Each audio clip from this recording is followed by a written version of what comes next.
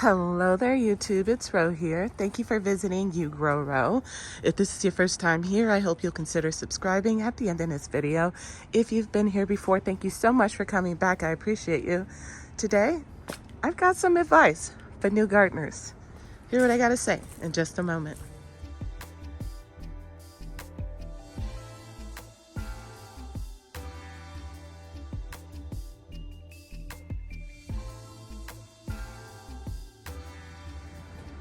So I was just taking a quick stroll around my garden, thinking about some things, and a lot of what I was thinking about was things I wish I'd known as a new gardener.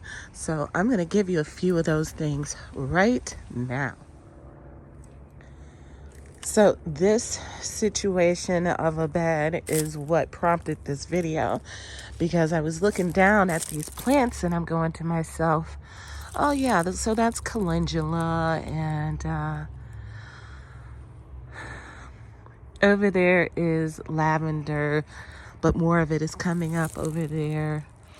And I was looking around and more calendula, and thinking to myself, when I was first starting out as a new gardener, I thought it was like so incredible when people could just tell what something was and it's barely out of the ground. I'm like, how do you know that? And then here I am, 20 some odd years later, and yeah, you just kind of pick it up. If you stick with gardening, you just learn it because you grow a lot of the same things year after year. And you can always tell the same family of stuff because they tend to look the same. You know what I mean? So yeah. Don't worry about not knowing what things are when they come up, because eventually they'll show you what they are anyway. And as you learn and continue to garden, you'll be able to pick it up. You won't even be doing it on purpose. Before you know it, you'll be spotting different plants left and right that are volunteering in your garden with ease. I don't know if it's everywhere, but here in Zone 6 in Ohio, every year this happens. My Nasturtiums start out absolutely beautiful, and they come in, they're big, they're full, they're producing like crazy, and then out of nowhere they just die back, and you got yourself a mess, or so you think. Did you kill your plant? No, that's just the life cycle of Nasturtiums around here. Isn't this beautiful? The great thing is, if you plant them in the spring, you'll still get another flush in the fall. This is my second flush this year for my different Nasturtiums. They're awful pretty. So if your Nasturtiums die back, maybe don't worry. If you have time, if you have another cooler season coming up, they'll more than likely come back for you. Not really sure what to use for fertilizing your garden? That's okay. That is quite all right. You know why? Because you already have what you need. Do you have a garden? Yeah? Well, if you do, you got plants, right, that you're cleaning up. Like these leaves here from my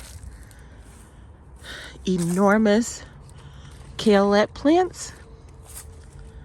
Or how about these leaves over here from my collards? I'll just go ahead and take that and that and this one. And guess what? This is now my fertilizer. Now you can certainly make compost tea, but you know what I do most of the times? Yep. It's that simple. If you want it to go a little bit better, then you would cover it up with soil. But guess what? That'll work too.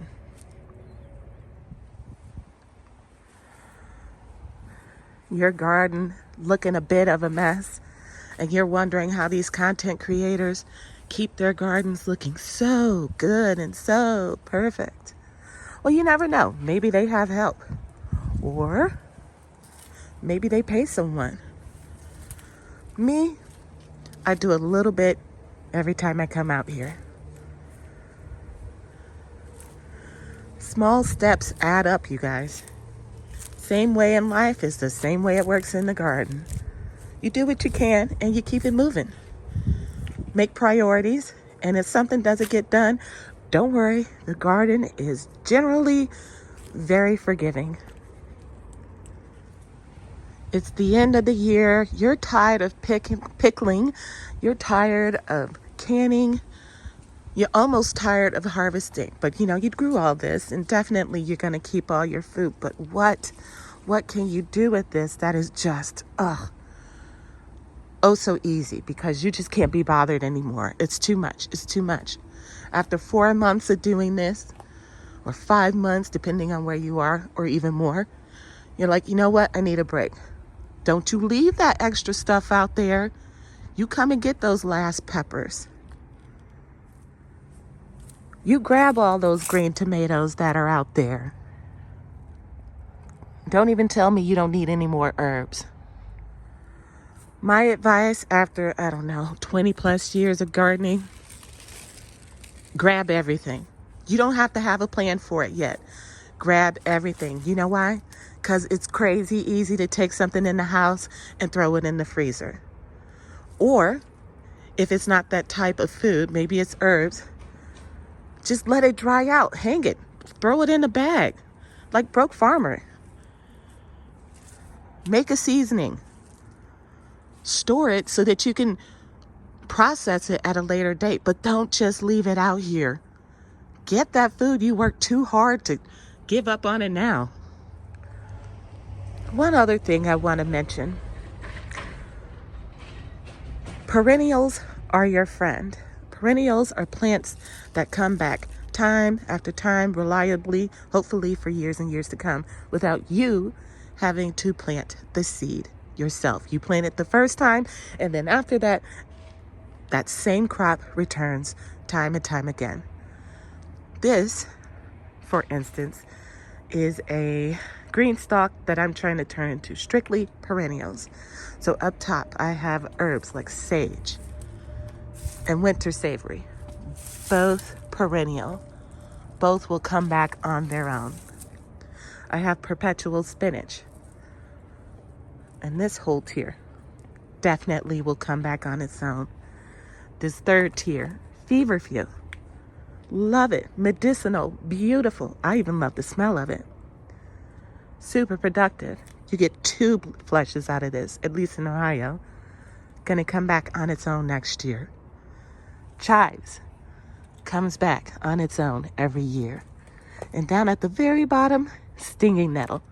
Again, comes back on its own every year. Plant you some perennials. You'll be glad you did. Another tip for you. I know that starting things from seed feels pretty advanced when you're a beginning gardener. It's not as scary as it is, but it's easy to say that after all the years I've been gardening. However, something you can do to help you out, if that's the umbrella you're living under right now, you're scared or tired of starting everything from seed, you know what you need to do. Propagate, propagate, propagate. I would say at least 60% of the things that I grow reseed on their own. All I do is come out and move things around.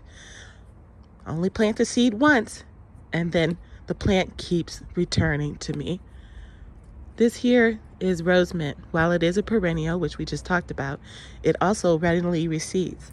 So I've started moving this around already. Next year, I'll have as many plants as I want, and I won't have to keep purchasing them. Same with these morning glories. I'm never going to have to repurchase those. I've saved the seeds. I've also cloned these multiple times. I actually have some clones in there right now. Look here. I had some dill that was growing in here reseed and start regrowing. I could totally take that, move it in the house so it doesn't get, the fronds don't get killed off in the frost. Propagate. Save you lots of money and lots of time. You don't need a pack of 100 strawberry plants. Just get you a pack of 10, let them go through their cycle over the year, and in the middle of the summer, they'll pump out a crap ton of little babies that you can go ahead and root for yourself, and then make as many plants as you want. I have a cell tray here of 72 strawberries. 72 plants that I picked off of that green stalk, which started out with a pack of 10. Look at it now. Look at it.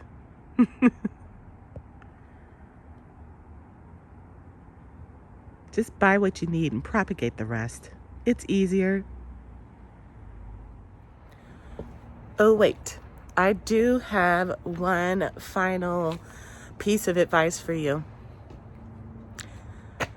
You're going to kill something. You are. It's bound to happen.